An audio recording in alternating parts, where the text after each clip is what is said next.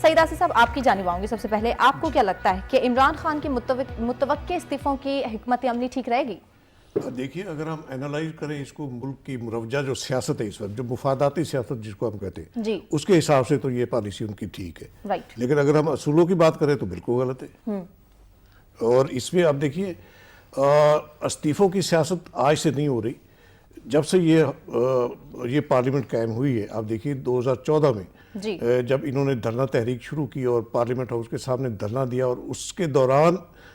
P T I کے سارے ارکان مستعفی ہوئے، اسی طرح مستعفی ہوئے۔ ابھی تو انہوں نے استعفے دیے عمران خان صاحب کو، انہوں نے ڈائریکٹ سنا جہاں پر پاکستان تحریک انصاف یہ کہتی ہے کہ یہ جمہوریت جو ہے ڈیلیور نہیں کر رہی، یہاں پر عوام کو کوئی فائدہ نہیں پہنچایا جا رہا، کرپشن اور دیگر عوامی مسائل کو جہاں پر اجاگر کیا جاتا ہے، تو ڈیفرنس کریٹ کدھر سے ہونا ہے؟ غیر جمہوری رویے جو دیکھے جا رہے ہیں بشمول پاکستان تحریک انصاف، بشمول جو اس وقت رولنگ پارٹی ہے، جو جلسوں میں جا کے دیگر اداروں پر اٹیک کرنا، پارلیمنٹ کے خلاف نامناسب الفاظ استعمال کرنا، یہ غیر جمہوری رویے ہیں جس سے جمہوریت کمزور ہو رہی ہے۔ جس جمہوریت کو آپ نے مضبوطی کی طرف لے کے جانا ہے، اور مضبوطی کی طرف آپ نے صرف نعروں اور دعووں سے نہیں لے کے جانا۔ سنا پہلے تو آپ کے اسٹوڈیو کی آواز ہمیں واپس ایکو ہو رہی ہے، وہ چیک کر لیں۔ دوسری بات یہ کہ عمران خان نے جو بھی ابھی سینٹ کے 1 مہینے کے الیکشنز،